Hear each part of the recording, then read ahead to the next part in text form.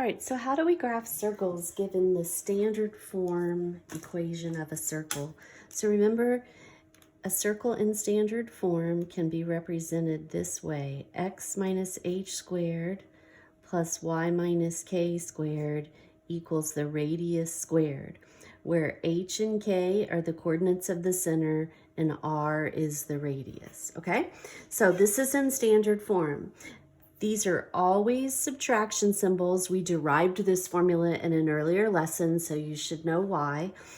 It's always subtraction, so you ask yourself, what is being subtracted from x? And the answer is 1. So the center is located at 1, and what's being subtracted from y? Nothing. So the center of this circle is right here at the ordered pair 1, 0. The center sits on the x-axis. This is the radius squared is equal to 49. So we take the square roots of both sides. We can see that the radius is 7. So going out 7 in all directions, that's going to put me at 7. And this direction will end up at negative 1, 2, 3, 4, 5, 6. And then down at negative 7. And there's our circle. Okay, all right, number 2, same thing. Now these are both addition symbols. So what is being subtracted from x? This is the same thing as x minus a negative 4, right? That would become an addition symbol. So what's being subtracted from x is a negative 4. Likewise, because this is addition, this is really y minus a negative 2. So our center is located at negative 4, negative 2. And this is the radius squared. So taking the square roots of both sides, the radius is 5. 1, 2, 3, 4, 5. 1, 2, 3, 4, 5. Down 5 would put me down at negative 7. Okay, and there's our circle. Okay, all right, this next question has tons of circles if you tried it. So I'll do them in different colors. Circle 1, its center is located at, nothing is being subtracted from x. That's a negative 4 that's being subtracted from y. This is the radius squared, so the radius is 6. So this is located down on the y-axis, and we'll go 6 in every direction. And there's the first circle, circle 1. Okay, circle 2, I'll do in orange, graph all 3 circles.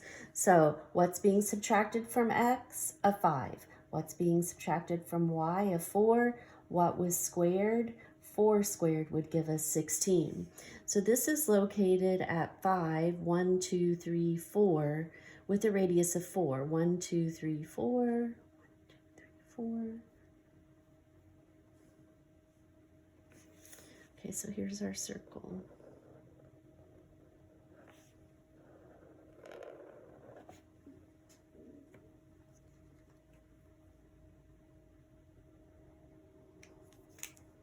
All right. Okay, the next circle I'll do in purple, or this color. What's being subtracted from x is a negative 5. What's being subtracted from y is a 4, and the radius was squared. So this is going to be the mirror image of the one I just graphed. So we're over here at negative 5, positive 4, and we're going out 4 in each direction. And here is our circle, okay? I drew this circle a little wrong, I think. What did I do wrong? 1, 2, 3, 4. All right. It should look like this one, right? It's balanced, it's got points in the same direction. I just shouldn't really be overlapping. It's a little hard to draw. All right, so one of Mr. Iwan's students, Brett, wanted to add some more circles to the 3 that were already plotted, and decided that he would do one with a center at negative 2, and a radius of 1. Okay, so go ahead and graph that circle. So negative 2, with a radius of 1. going out 1 in each direction. It's going to look like that. So the equation for that circle then is x minus a negative 2, x minus a negative 2 would become plus 2 squared, plus y minus a negative 2 would become plus 2 squared, and the radius of 1 is squared when we plug it into the equation, but 1 squared is still just 1. Okay? All right, so he is a great grader. I'm not sure what they mean by that, but he decides to mark another circle on the design that's reflected on the y-axis, Brett's design, so that's the one we just did, to make it look like a celebrity. Write the equation of his circle and graph it. So first of all, let's graph his circle. So if we reflect this across the y-axis, this point was 1 to the left, now it's 1 to the right. The center was 2 to the left, now it's 2 to the right, and so on, okay? So if we just reflect all 5 of those points and do that, there you have it. Of course, it looks like Mickey Mouse, but let's write the equation of this circle. So his circle that he just made has a center at positive 2, negative 2. The radius is still 1. So his equation would be x minus the x coordinate, x minus 2 squared, plus y minus the y coordinate, but minus a negative would become addition, and once again the radius squared is still 1. Okay? All right, number 4, we've been given a graph and we want to write the equation in standard form. We need the center and the radius. So that's a diameter and that's a diameter. So the center of the circle appears to be at 5, 3, and the radius 2, 4, 6, 2, 4, 6. Yes, 6 in all directions. The radius is 6. So we're just going to do x minus the x coordinate squared plus y minus the y coordinate of the center squared, and that equals our radius squared. So that's the equation of the circle. Once again, if you were to open up Desmos.com, it's totally free, start graphing and type that in, you would see exactly that circle if you typed that in. Okay, same thing. Let's come up with the equation of this particular circle that's graphed here.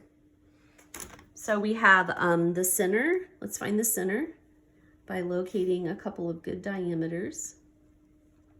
So it looks like my center is here at negative 3, 0. Let me make sure. 2, 4, 6, 7. 2, 4, 6, 7. Yes. All right. So the radius is 7 and the center is located at negative 3, 0.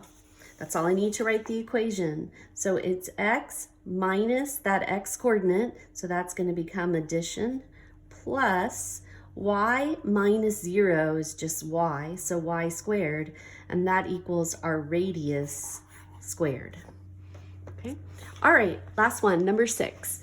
A local cell phone tower is used by your provider and it has the best signal when you are 15 miles from the tower. Let me just do a quick sketch. So here's our tower. As long as you are 15 miles in any direction, so that's going to be our circle. As long as you're within 15 miles or less, right? According to this, they say you'll get a good signal. So you're 12 miles east and 11 miles south of the tower. Will you receive the most bars? All right, so here sits the tower. You're 12 miles, right? North, east, south, and west. You're 12 miles east and 11 miles south. This is where you are standing with your phone. So the signal comes out directly from the tower, however, so you can see our right triangle there. We want to figure out the length of this hypotenuse. 11 squared plus 12 squared equals x squared. 121 plus 144 equals x squared. That's going to be 265. So taking the square roots of both sides, 225 is a perfect square, right? And that's 15. So you should be able to see that this is going to be greater than 15. But you're about 16.3 miles. So will you receive the most bars? No, because your distance is greater than the 15 miles. You're outside of the circle where they say you'll have good service. So what if you're 13 miles west and 6 miles north of the tower? Will you receive the most bars? So here's our tower. Now you've gone to the west 13 miles and north 6. The same thing. Here's the signal coming from the tower. We're once again just looking for the hypotenuse. So the leg squared plus the other leg squared equals our hypotenuse squared. 36 plus 169 equals x squared. That's going to be 205. And once again, 225 is a perfect square, and that would give us 15. So this is going to be less than 15. And we get 14.3, about 14.3. So yes, you will, because 14.3 is less than 15. You're within the range for the good signal.